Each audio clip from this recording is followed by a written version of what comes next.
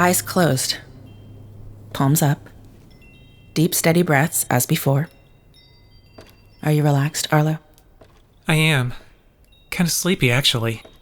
Then let us shift our thoughts from mindfulness to what happened with the drones. I'd rather not. Talking about that just makes me feel angry. Arlo, you requested these meditation sessions to help. Sorry. The principles we discussed yesterday. Please recite them. Practice relaxation techniques. Take a time out. Don't hold grudges. Forgive. And own it. And the last one? Do yoga? No, that is not correct. You are being stubborn. I just don't like that one. Please, Arlo. Recognize the source of your anger. Determine the cause. Why does this principle disturb you? Because I don't know the source. When I was a kid, I created a tornado that killed my entire family. But I don't understand how I could have done that. Or why I would have done that. Then that is the topic we shall explore next. Agreed? Has anyone ever told you that you can be hardcore? Hardcore? Never mind. Let's just say you can be uncompromising when you set your mind on a goal. You know what original sin is, right? Astrid was talking about it the other day. It is a Judeo-Christian concept that humans inherit a tainted psyche or soul at birth. Well, I feel like the tornado was a manifestation of my original anger. But I don't remember feeling it or what caused it. And I don't know how to shut it down once it starts. Yet you have experienced anger since that event. Most recently when you destroyed the devices that came here to kill us. Let us explore your feelings during those incidents. I'm pretty mild-mannered, Theresa. I almost never feel angry. But when I do, some part of me loses control. I become bloody Arlo. Maybe you could just hypnotize me to not get angry. That would not solve the problem. If I could go back to my childhood, to the tornado, and understand what I was feeling, then maybe I could handle my anger better now. I mean, that whole prophecy Sam shared with Astrid about me choosing creation or destruction, I don't even know which I'm supposed to pick when that happens. What if in the moment I choose wrong, and it has cosmic consequences? Learn to manage your anger, and you will be able to choose your action from a place of wholeness, of mindfulness when that moment comes. In that event, you will let no one down, including yourself. I really want to kiss you right now. Arlo, if I did not know better, I would suspect you are attempting to distract me from this discussion. I guess I was still thinking about the other morning. My apologies. I may have been more energetic than I intended. Don't worry. I like seeing that side of you. We are not meditating. No, we're not. Can I sit next to you? I do not believe we will accomplish our goal if you do so. Please? Very well. Can I hold your hand? Arlo, focus. Right. Focusing. Hey, guys. Am I interrupting something? Bill wants to see us in his lab. Apparently, focusing will have to wait. Well, you know how it is. Never a dull moment around here. Yes, how very convenient. How goes the meditation? I'm learning a lot about myself. I bet. How'd I do? You showed up just in the nick of time. Just remember, you owe me.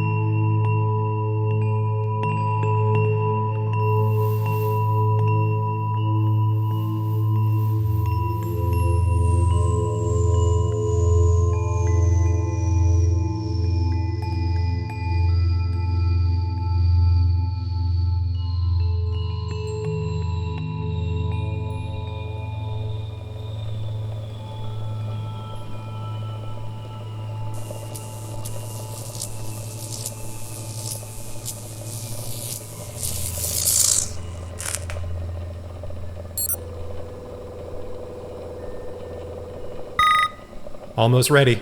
Take your time. I love being awakened at 5 a.m. and then being kept waiting. The gang's all here. What's the story? The good news is that I can tap the Smart House energy stream and trigger a portal to the source of the drone device's DNA, which, as I explained, is Clark DNA. It just took a little mapping of the house's understructure to find the circulatory valves. If you can do that, how about sending me back to the Smart Hub? We can do that, TJ. But it's a matter of energy usage, and the smart house's structure. The last time I created a hole in the smart house to reach the quantum stream, it subverted the structure, and the house was consumed by dark matter. My actions weakened the foundation. So, you're saying we get one, and only one, trip this way? I'm saying we should minimize this type of expedition. The arrival of those devices that attacked us already compromised the structure of our smart house. But Eris was able to take me to different realities without damaging the house. Can she help now? I'm only beginning to understand it myself, Astrid. But if I'm right, Eris's recent actions may provide us another breakthrough in our understanding of the Lars, smart houses, and reality itself. Oh boy. When a portal is triggered manually by one of us, the users, it creates a physical link between Everett branches, thereby connecting them. It's a bridge that we can literally walk across. But when Eris or the other Lars move us between realities, it's an instantaneous transfer. We don't travel. There is no bridge. The Lar moves us. And that suggests something that I haven't fully comprehended before now. The suspense is killing me. We've all been imagining the multiverse incorrectly, even me. The quantum sphere isn't merely a collection of alternate realities, each existing side by side like a deck of cards. There's a larger structure around them, encircling them. So it's like a deck of cards, but a deck of cards nestled neatly inside a box? It's a plethora of universes all existing within a larger, older universe, I suspect. Many scientists believe that there indeed exists a universe that predates the Big Bang, encircling our own. One that can still occasionally be rendered visible through Hawking points, radiation spikes emitted from black holes. And black holes contain smart houses. Yes. I think Astrid's recent experience with Eris points us in a direction that we can't ignore. The Lar possesses a consciousness that actually spans the Everett branches. We've been thinking of them as beings like us, their sight and capabilities limited to our reality and our choices. That's wrong. They see all realities. So for them, moving us is an easy matter. It's like tossing a ball from your left hand to your right hand and back again. I think the problems with the asymmetric clones were a result of Eris's relative youth and inexperience. Training wheels. Astrid? Never mind. So logically, we should simply ask Eris to escort us to the branch of reality we seek, where we believe Sam is located, to prevent sustaining damage to this smart house. I suspect she won't take us. Eris is a life form, of course. Yet at her core, she's still the product of basic programming, and therefore she possesses, internalizes, whatever you call it, a fundamental edict from Project Habitat. Protect the users at all costs. That means there's something so dangerous in Sam's dimension that Eris won't take us there? Yeah, Sam. I was able to open a pinprick portal to that dimension, one barely a plank in diameter, a millionth of a billionth of a centimeter. I did this so the scanner could see through the opening in the quantum stream into Sam's universe and gather data about it. The readings that resulted, they suggested that the universe we seek is unstable. Remember how Vitality was reluctant to let us depart from the house at the end of the universe when we arrived at the Outdweller dimension? We had to agree to go together, and she warned us that she wouldn't reopen the door for us if we chose to exit the smart house. She did, though. She rescued us. Yes. Whether because of her conscience or her programming, she retrieved us. But I believe that she understood then, as we are starting to understand now, that this Outdweller reality is dangerous to us. Yeah, obviously. It's the Outdwellers. They're monsters. I heard rumors about troops sent there. They were never heard from again. And now you want us to go there. I do. And here's what you really won't like, TJ. We should heed Vitality's original warning.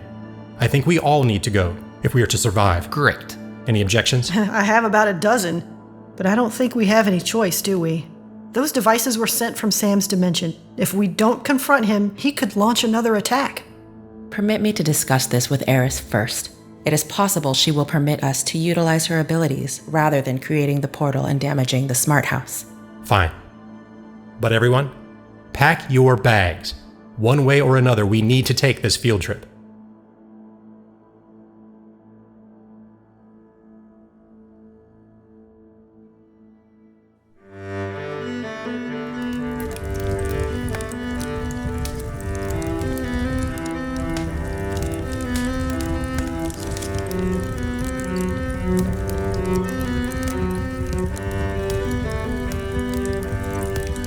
Eris, please stop what you are doing and address me.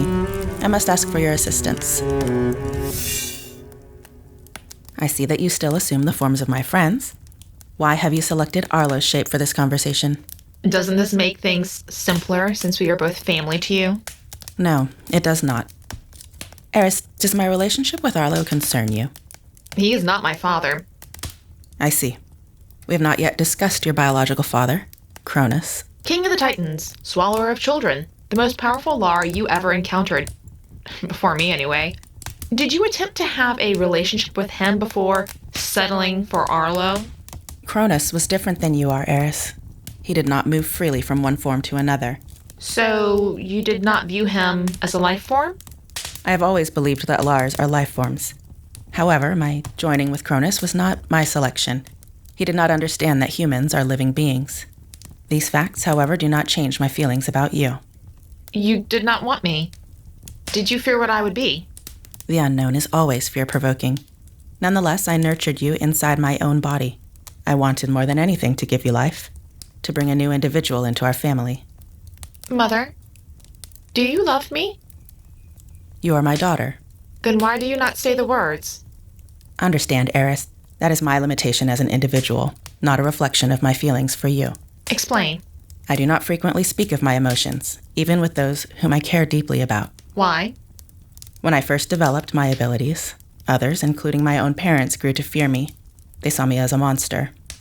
In a very practical sense, the psychic astronaut training program saved my life because it taught me how to avoid emotional tumult. It showed me a way to master my mind and my body. I see. You hide from your feelings. Yet you love Arlo?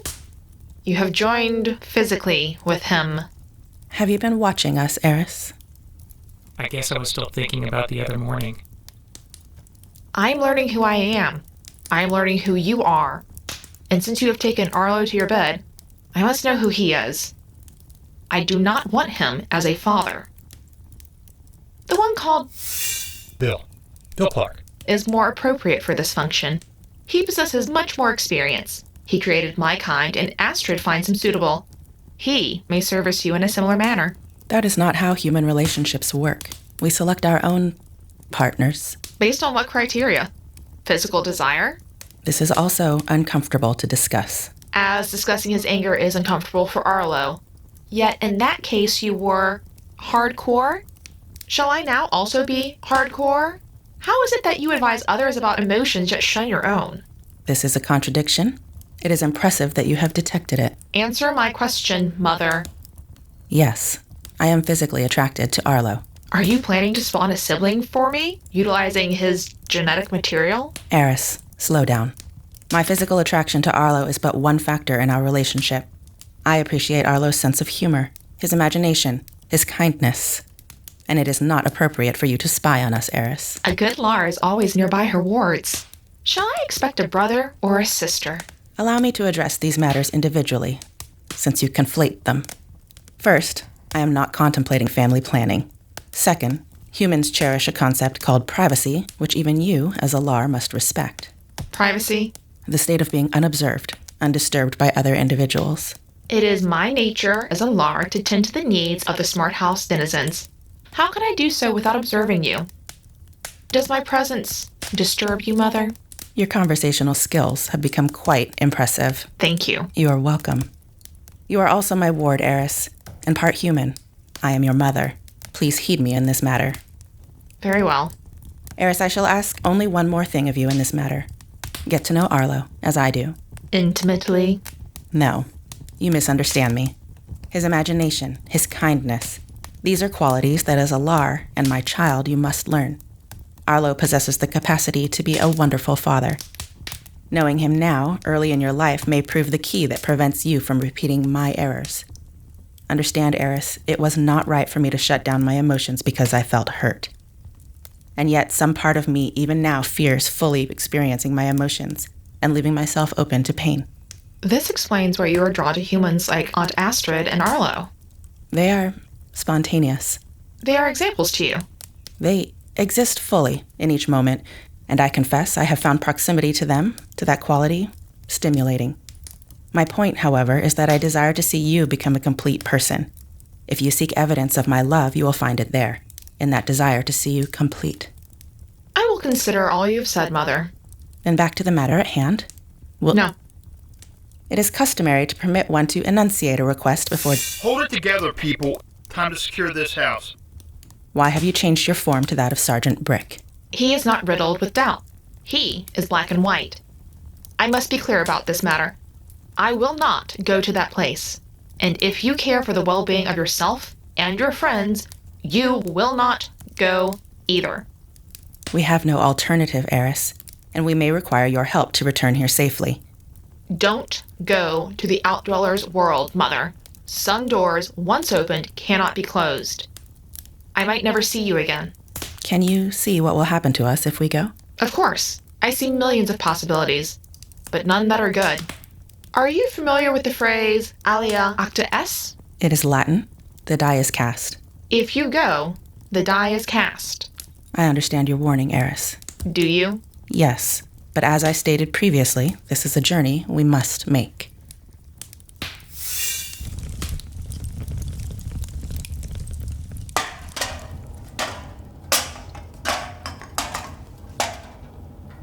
Packing a picnic lunch for us, Arlo? Well, Bill did say we're going on a field trip. Besides, I thought it might be romantic. You and Theresa have become pretty inseparable these days. I feel like I count the minutes till I'm with her again. Is that crazy? Not at all. But it is pretty intense for a kid your age. Every little moment, every little feeling is magnified into something huge. I'm not a kid, Astrid. I'm 19. Right. 19. I'm not trying to be condescending, Arlo. I mean, I'm older than you and sex still screws with my head. I just want to make sure you're both okay. I never imagined I'd be lucky enough to find someone like Theresa. Someone who feels the same way about me as I do about them. Then, if you don't mind my asking, what was with the quick getaway this morning? I thought you wanted to learn about your anger and find a way to manage it better. I do. I just didn't realize it would require so much... self-examination? Exactly. If Theresa would just do her psychic whammy and fix me, that would be a lot easier. You can't run away from it, Arlo. And as much as I enjoy a good covert op, I can't keep pulling last-minute rescues. Theresa will suspect what you're doing, if she doesn't already. You think she knows? Not much gets by her, you know. You're right.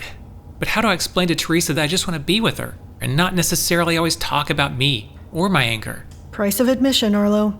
When you're in a relationship, you've got to face the tough stuff. As painful as it is, conquering those things together builds intimacy. Come on. The sooner this field trip is behind us and we're home safe, the better I'll feel. Yeah, me too.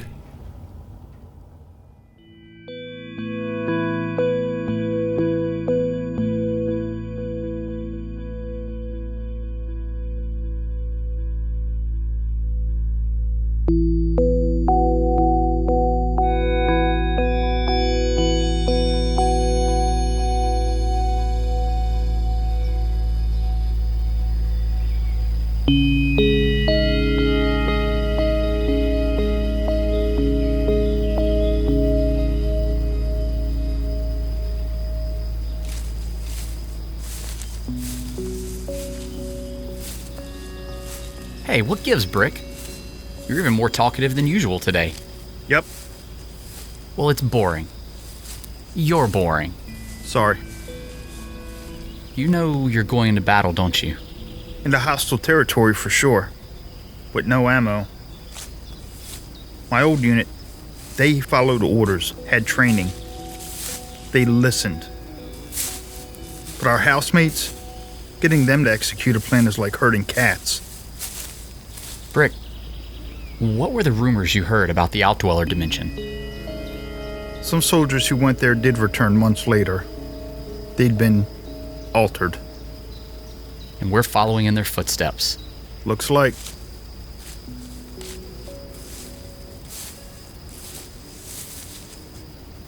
Everybody ready? As ready as we'll ever be. Let's go.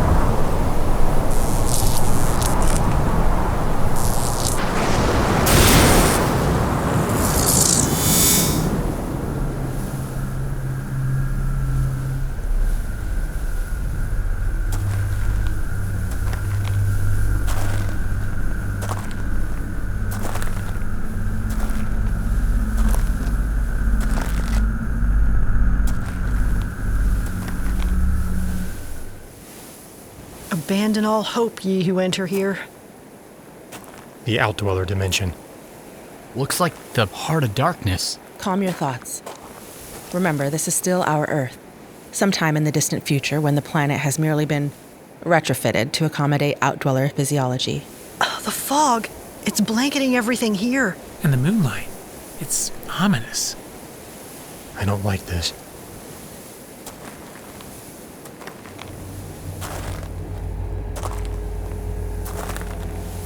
Look at my arm. Is that just the moonlight? No. Your pigment is changing. Our pigment is changing. The veins in my arm, on your forehead, they look black. I've never seen readings like this. Theresa? Our immediate sensory perception pathways and reflexive response pathways in the sympathetic central nervous system, they have been infiltrated by something, causing a physiological mutation clustered in the prefrontal cortex. I think I'm gonna be sick. Astrid. Bill, the prefrontal cortex is the seat of human conscience and morality. Brick, you okay? If time is of the essence, may I suggest we move our asses? We've got to abort. Open a portal and get us out of here. I don't even know if returning to our world would purge these alterations, TJ. Are we becoming Outdwellers?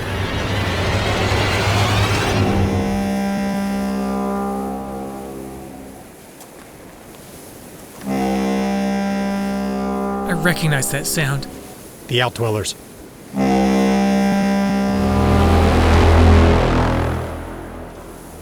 Run.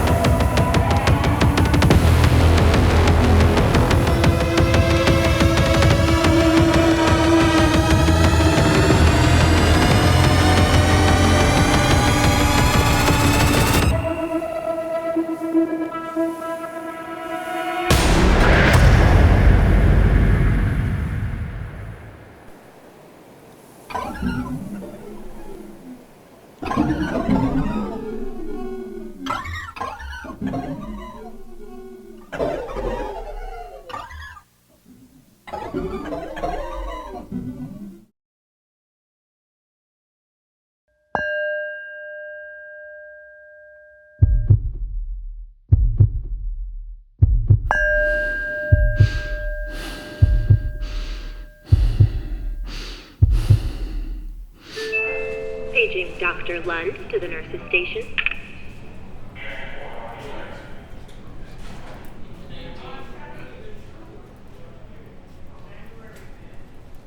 What happened? My head is killing me. My scanner's gone. Where are we? What is this place? It's Ward 6. Or some kind of representation of Ward 6. A mental hospital. This is apparently a common room, an open area for patients to gather. Yet, we appear to be the only people present at the moment. Not the only people, Theresa. Good morning, everybody. Take a seat. Who's ready to begin group? Sam, what are you doing? Yeah, what kind of game is this? No game, Arlo. Look at the clock. It's 10 a.m. Time for group. You are Dr. Sam Clark. That's correct. And you are my patients. Any other questions? You expect us to believe you're our doctor? I'm your psychiatrist. Have been for a while. And remember, May, it's okay if you don't like me. Is that better? You're saying that you're not my brother. Bill, please, take your seat. We've discussed this subject on numerous occasions. I know it isn't an easy or comfortable one for you. Your brother Sam passed away some years ago. He drowned in the James River, and you've never been able to confront that fact, confront the guilt you feel. It's an embedded part of your illness. My name, which is a rather common one, Sam Clark, is a coincidence that has only exacerbated your condition. My condition too? Yes, May.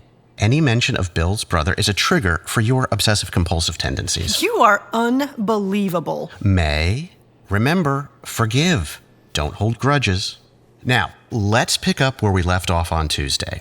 We were talking about your group pathology. It begins and ends with Bill, who forged this Folie à Famille. He is the Folie imposée, the dominant personality in this family who imposes his delusions on the others. Folie Famille? It is a rare pathological manifestation, Arlo. A delusion shared by a group. Yes, Theresa, good. Go on. What kind of group? A folie famille is a delusion shared by people who live together in close proximity, who are socially and physically isolated, with little or no contact with the outside world. Oh, great. Now we're in a cult. Just don't drink the Kool-Aid. It is a shared loss of contact with reality, a mass delusion. I talk a lot in here about owning it, so I must own this much. I didn't see this coming, how this group would coalesce, how it would run with Bill's fantasy and multiply it tenfold. This is ridiculous, Sam. What fantasy are you talking about? I'm hesitant to restate it, Bill, but I will do so. You believe that only the 6 of you can save reality from some dire threat, some looming storm. At first, your fictional doomsday was slated to occur a year ago when dark matter supposedly endangered your safety. Next, you became inexplicably terrified of some form of mind control. You thought that secret communication chips were implanted on your persons and tracking your every move, attempting to take away your freedom. Finally, when that disaster didn't occur, you conjured up this new external threat of a robot drone attack. But here's the takeaway we got to on Tuesday, and where I'd like to pick up now. No matter how many key dates pass without incident in your paranoid delusion, you still cling to your fantasy, independent of fact or reason. So we're insane. That's your story? That's what you've got? Bill, calm down, please. Try taking some deep breaths. Exhale through your nose. You know, sometimes when we're feeling angry, we need to take a time out. Would you like to just stand over by the windows for a moment until you feel ready to return to the group? No. All right. Bill, let's talk about your original disorder. Narcissistic egomania. A god complex. Jesus. That actually sounds about right. Good. Now, Travis Jr., you know that you have suffered for some time from an addictive personality and an inferiority complex caused by an absent father. So let's conduct a thought experiment. Let's pretend for the moment that you are actually your dad. You are Travis Crabtree Sr. Now, Travis, what would you like to say to your son? You can go to hell, Sam. Okay. TJ, I can't want this for you more than you want it for yourself. Let's move on to Arlo. Arlo, you have been suffering from a personality disorder in which you deny the fact of your dangerous anger. Shall we talk? Keep it up, Sam, and you'll see my anger. I want to see it. You can only be cured by working through your anger. So let's talk about your latest outburst. Come on, don't be shy. I have nothing to say to you. Arlo, you went off your meds. Why did you want to stop taking them? I don't need your pills. Okay, Arlo, I'm a little concerned. What I'm hearing from you is that you're still not taking responsibility for your actions. You put that orderly in the hospital. What would you like to say to that orderly, right? That was an accident.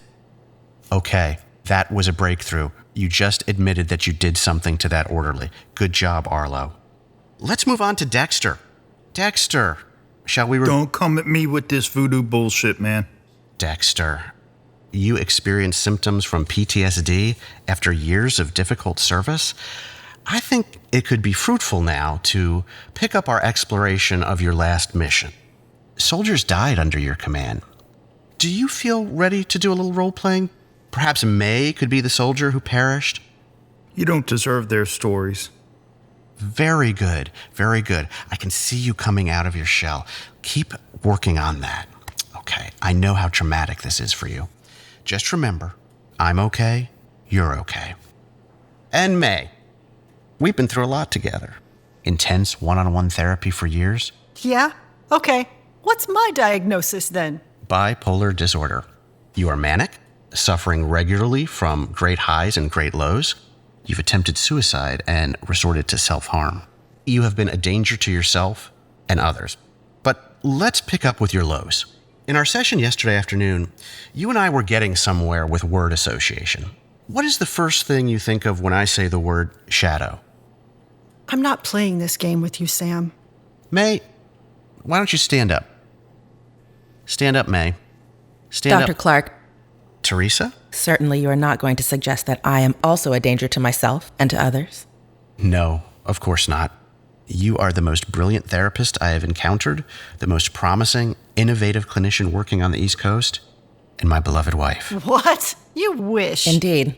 Explain. Yeah, explain. Immediately. Theresa, I should never have let you come into this ward, but you insisted. When my traditional form of therapy failed, you seized the opportunity to prove that your radical approach would succeed. Do you remember what you said to me? I do not. You told me that you could cure this group psychosis by immersing yourself in their world. You came up with this story that the others would believe, that you're some kind of psychic astronaut assigned to rescue them. And then you embedded yourself among them. You were so confident, so full of yourself. I couldn't deny you anything then, and I can't deny you anything now. But I'm afraid you've succumbed to the group delusion. And I'm afraid that this doesn't get any more believable the longer you prattle on. There are a million holes in this story, Sam. Starting with your Outdwellers. The Outdwellers have visited us several times. Let me stop you right there. When precisely? Okay, when? The first time, when I was injured. The next 2 times coincided with your arrival, Sam. Extrapolate. Assume for a moment my honesty. If these so-called Outdwellers arrived to break up a fight or prevent injury, and if they came with me, then what do you think they represent in your Folie Famille? Orderlies? Hospital personnel. Excellent. Bill, you are really making progress here. Let's remember the context. We've discussed it before. When you became violent with one another, it was a stabbing that precipitated their arrival. I sent in the orderlies to treat your wounds, but your weakened minds registered them as strange invaders from another dimension. And when you visited us, you had assistance to ensure his safety and check on us. I just want to say, I find it very rewarding to see all of you beginning to grapple with reality again. But to your point, Bill, when I saw what was happening to Theresa and how the group was galvanizing around dangerous parental figures, meaning May and yourself, I inserted myself into your fantasy in an attempt to end it. What about the dark matter? It took me. Let's unpack that story, May. Before that happened, you believed that you were inhabited, or in your own words, chosen by a non-human life form. Anybody? A schizoid event. You mean like a... psychotic break. Superb. Superb again. Now this is truly progress. May, I attempted to treat you with electroshock therapy, and you lost many of your memories, including those involving Bill. Unfortunately, it's taken only a short while for his influence to reassert itself. And the Lars? What about the Lars? What do you think, Theresa? If I am to believe your tall tale, I would assume the Lars represent an outside voice of moderation. Yes. Now, first I want to say, I don't appreciate the sarcasm in your voice. Again, recognize that for what it is, an attempt to deflect what you're really feeling. But yes, your supposition is correct. Your idea of a Lar is nothing more than a direct intercom link to me. I attempted to shape your fantasy and move you back to reality. I helped Frances May confront her suicide, helped Arlo conquer his childhood fears. I even showed Bill a message from his concerned daughter. My avatar was originally a non-threatening female, very carefully chosen. You knew her as Vitality. When that didn't help you recover, I substituted a more authoritarian male voice, Cronus. But eventually, I realized that you would not listen to any voice of authority and tried to reach you as a child instead.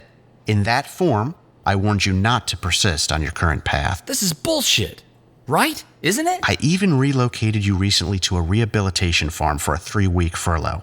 But a heightened connection to the natural world was not enough to conquer your shared narcissistic delusion.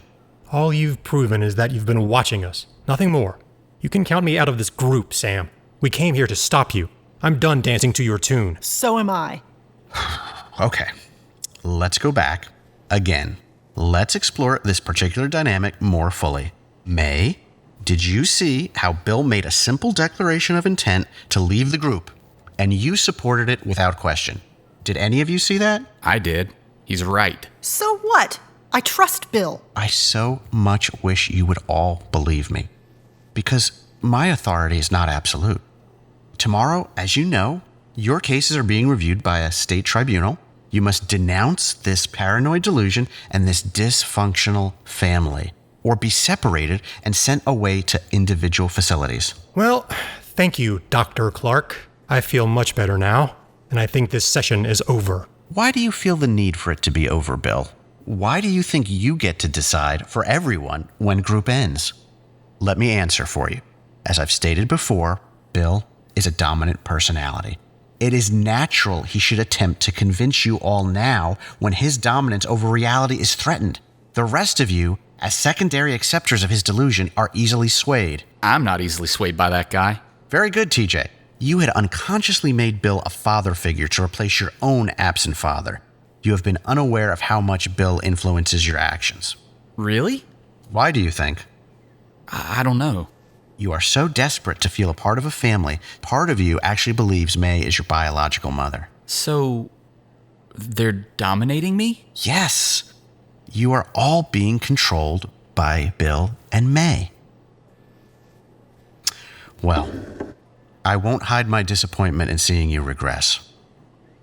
And I hate to see our last group finish like this. Just remember, please, that by this time tomorrow, your group delusion must end. I'll be in my office if you need to talk.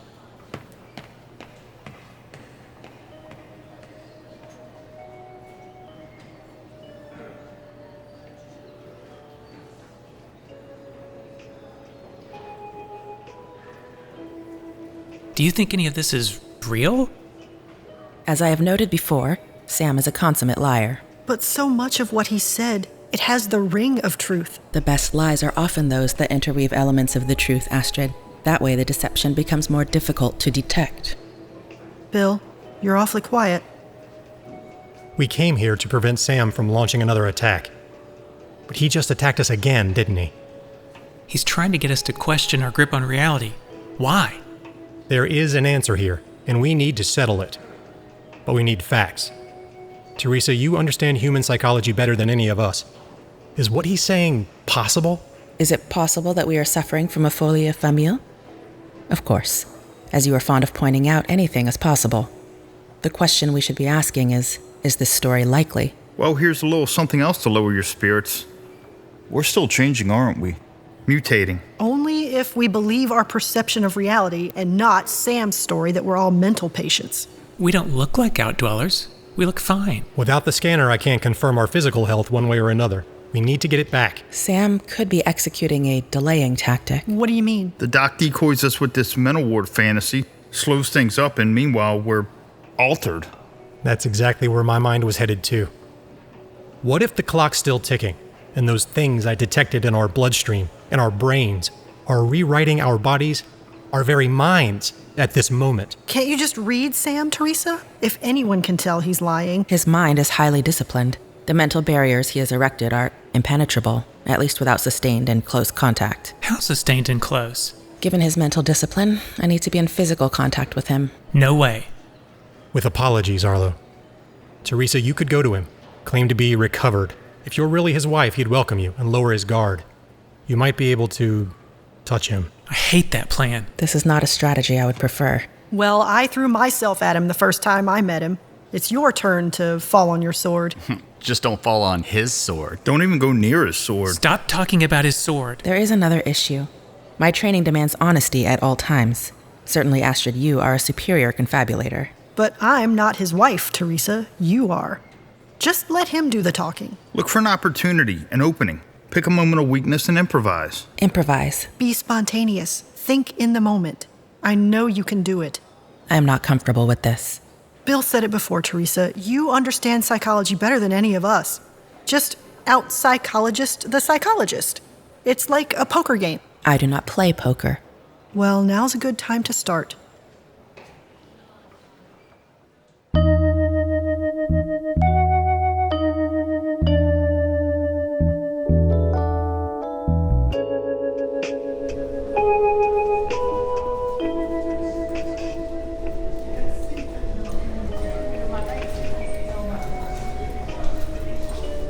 Paging Dr. Lund, line 3.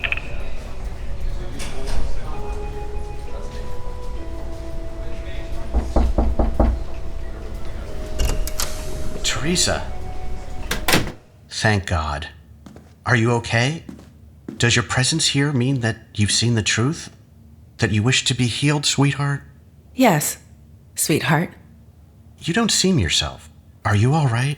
I am well. You seem nervous. I am not, darling. Theresa, relax. Look into my eyes. I am your husband. Don't you know me? Refresh my memory. We met at MIT when you were a teaching assistant. You attended one of my lectures. You were wearing a miniskirt, and I couldn't keep my mind on the lecture. All I could see was you. You'd read my latest academic paper and disagreed with all my conclusions. So we went out for coffee afterwards, and, well, you schooled me. You were hardcore. We couldn't stop talking, and after that night, we fell in love. Perhaps if you described your paper's relevant conclusions, that would jog my memory. The paper concerned what we're contending with right now. Folie à deux, folie à famille. How delusions are shaped and developed in group settings in families. We sought to understand why people, often suddenly, can no longer understand, believe, or accept facts, but instead retreat into comforting yet absurd fantasies. There is one way for me to discern the truth. Anything you ask, of course. You know that. Lower your mental barriers. Permit me to access your thoughts without interference. I realize, in your delusion, that you are a psychic astronaut. But you possess no real psychic abilities, Theresa. You understand that, don't you?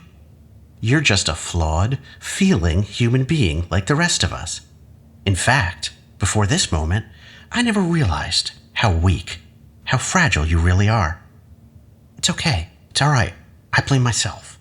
I never realized how much you needed to feel special, different, and how this egomaniacal fantasy of being some kind of heroic telepath would undermine your already fragile sense of reality.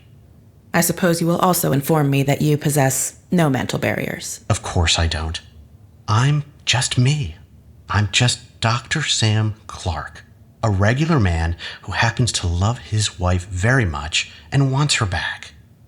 You want me to open up? But you are the one who needs to open up, Theresa. Once and for all, put down this delusional framework that you cling to. Don't you understand? Your sanity depends on it. Yet I sense the barrier. It is not a figment of my imagination. What lies beneath? What do you think lies beneath? Remember Occam's razor? Of course.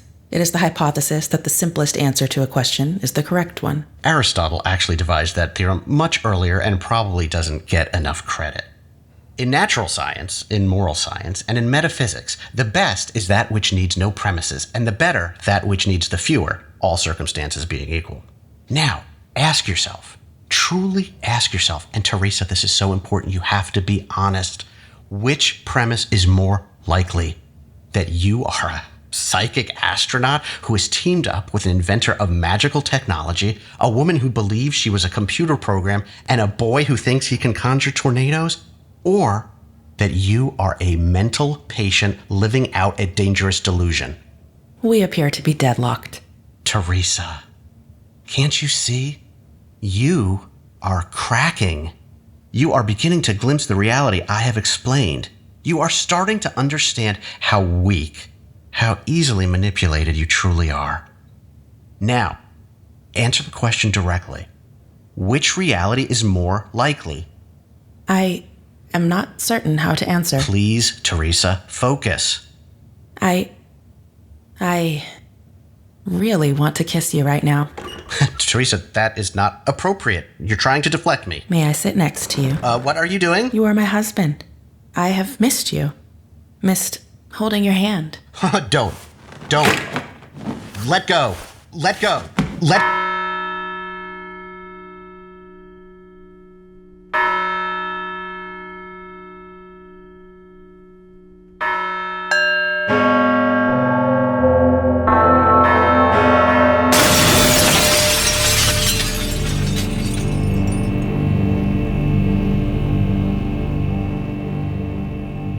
You desire to see what lies beneath, Theresa? Here it is. What is this place? Where are we?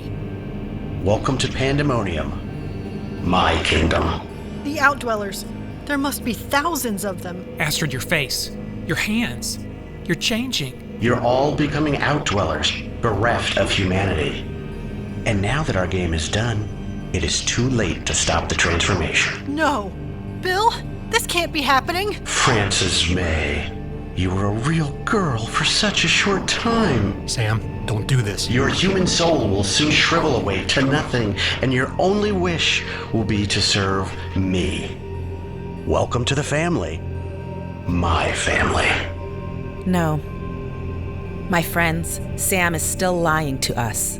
I'm afraid you're wrong. Again. This is as real as it gets, Theresa. No, it is not.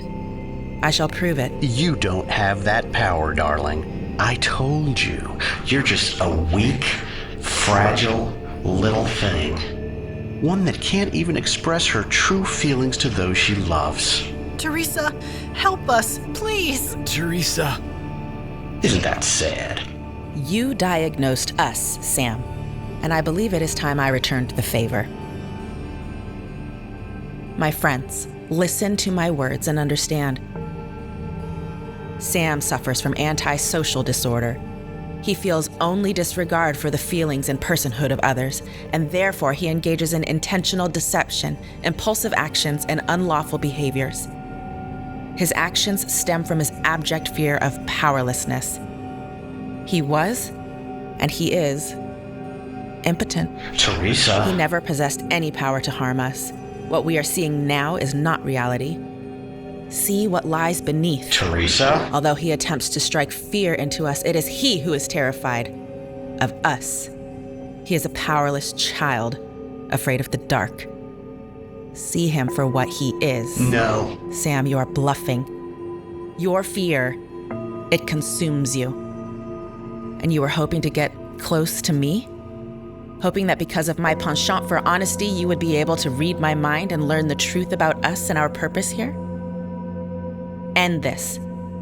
Your subterfuge is seen and exposed.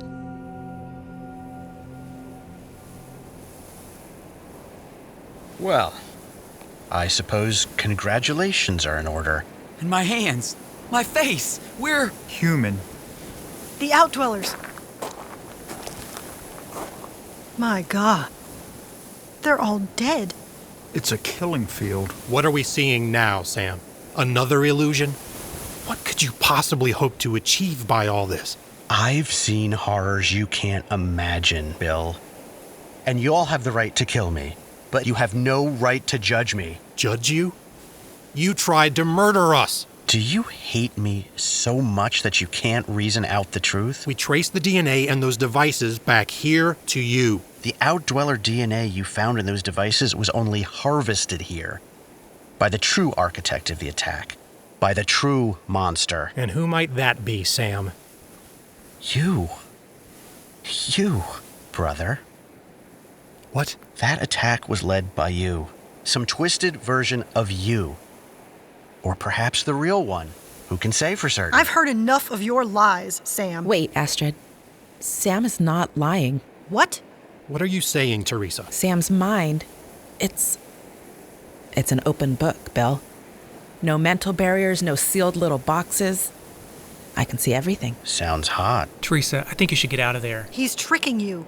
Just like he tried to trick all of us with that hospital fantasy. His subterfuge originated from genuine fear, Bill. Fear of you. I don't understand. You arrived here with weapons, Bill. Subjugated the Outdwellers. You murdered them and harvested them for your own purpose. You let me live only because you said I was already in hell. You have lost your mind. I'm not capable of genocide, brother. You did this. No, I would never do anything like this in any universe. I offer evidence. You left behind a marker, a monument to your victory. There. It cements your guilt. What is that? A box of some kind? I'll get it. It's from the house at the end of the universe. We found photographs of Bill's family in it. Open it. A chain? What is this supposed to mean? Oh no. It can't be. It can't be. Arlo, what? What does it mean? When I fell through the quantum stream, when I was at another house at the end of the universe, there was a creature there, an Outdweller. He was the pet, the family dog, of another Bill Clark. Then the person responsible for all this, responsible for nearly murdering all of us, is that Bill Clark? Are you sure it was really Bill? I'm sure. And Astrid, Bill, I've never been so afraid of anybody in my whole life. I have said all I intend to about this matter until my demands are met. I demand sanctuary. I demand to return home with you, to join your family. Nothing remains for me here. Nice try, Sam. But we don't need you to talk. Your mind's an open book, remember? Is it, though? He has raised his mental barriers again, Astrid. Are you okay, Theresa? There was more to see. More I needed to see.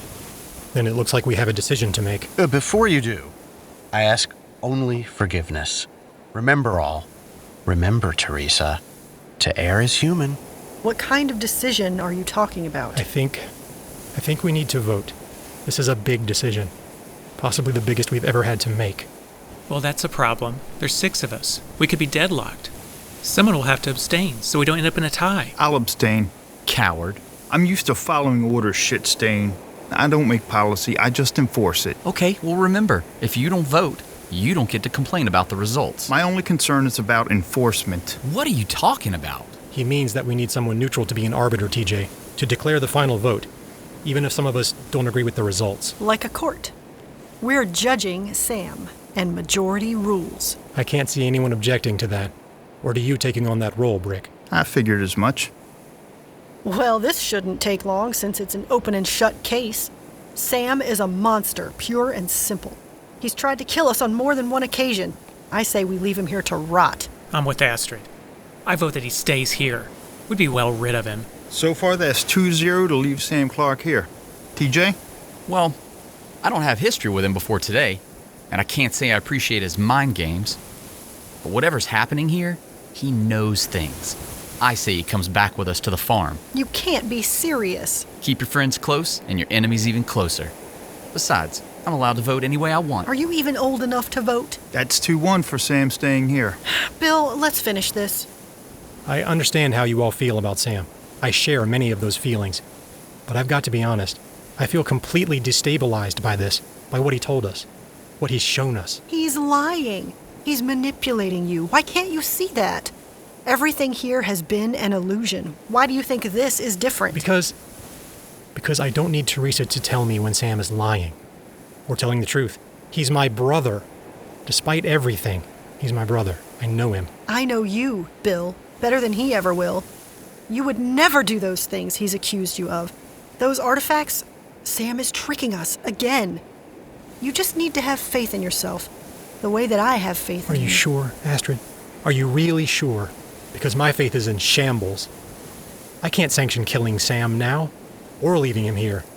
Not when there's a possibility that he can help me understand all this better. Certainly you can see that. We all get that he's your brother, that this is difficult for you. But if you can't be man enough to do what's right, you should abstain like Brick. This isn't about family ties. I don't harbor any illusions about Sam or redemption. This is about finding out the truth. This is about me. Story of your life. Shut up, Sam. Well, we're deadlocked, 2-2. Little lady, you're the tiebreaker. Theresa, thank goodness. Now we can go home in peace. Please don't assume how I will vote, Arlo. He tried to abduct you and Eris while she was in the womb.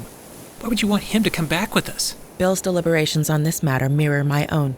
It is always preferable to have more information than less. I vote for Sam to return with us.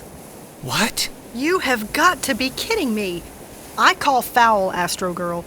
You're under his influence somehow. Ever since he lowered his mental barriers, you've been acting strange. Maybe we should disqualify Theresa's vote. I mean, if Sam is doing something to her that we don't know about, I can't believe she would choose him over us. Over me. You both assume that because I disagree with you, I have become incapacitated in some fashion. You're not yourself. It's okay. We'll set it right. Indeed. Shall we examine your mental state? Astrid, Theresa's right. And now you're taking her side? Since when have you and Theresa ever seen things the same way? All right, enough. This is getting ugly, folks. It's over. 3-2, Sam Clark returns to the farm. I don't accept that result. That's not how voting works. The votes have been cast. You lost. Please. Arlo, Astrid, we can't let this divide us. Not now. If some version of me is responsible for that attack, we could experience danger like never before. Let me explain something. You and Theresa just divided us by inviting that fox into the henhouse. For the record, I will never accept Sam Clark as part of our family. Me either. Arlo, please. Don't be angry. I think I'm starting to understand my anger better now, Theresa. Thank you for that. I feel it most when the people I love betray me. Arlo, I am not your enemy. We had a difference of opinion. Astrid. Just trigger a portal and get us the hell out of here. Fine.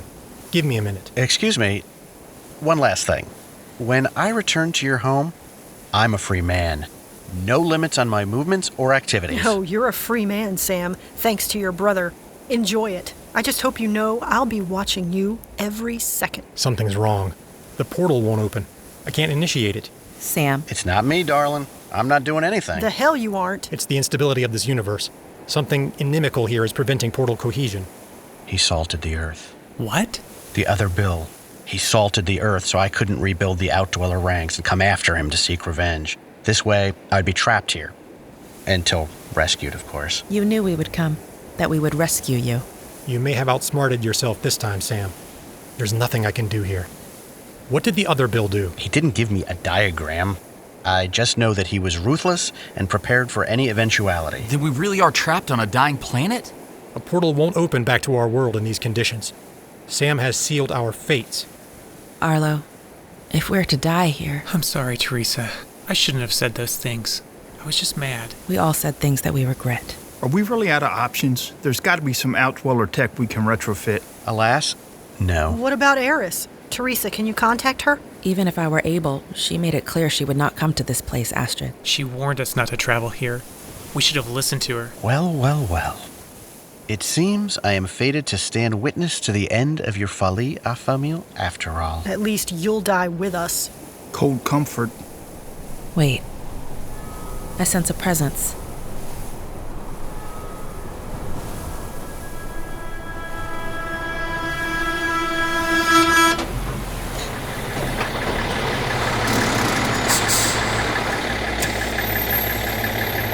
Come on, let's blow this popsicle stand.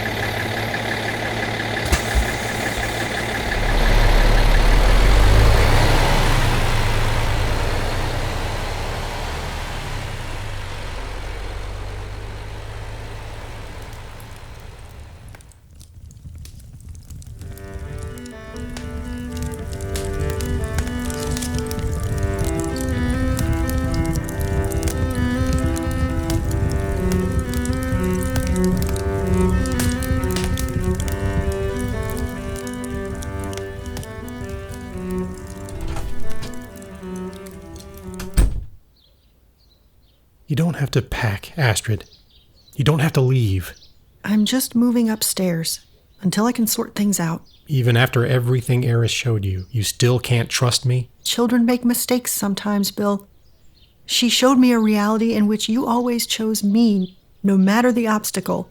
But today I saw you choose Sam over me, over all of us. Can't you understand what we're dealing with here? I need you at my side. I'm a better man when I'm with you. Are you? Please, don't abandon me. I'm not abandoning you. I'm moving upstairs so I can think straight. Feels like you're abandoning me. Well, feel your feelings, I guess. You know where to find me.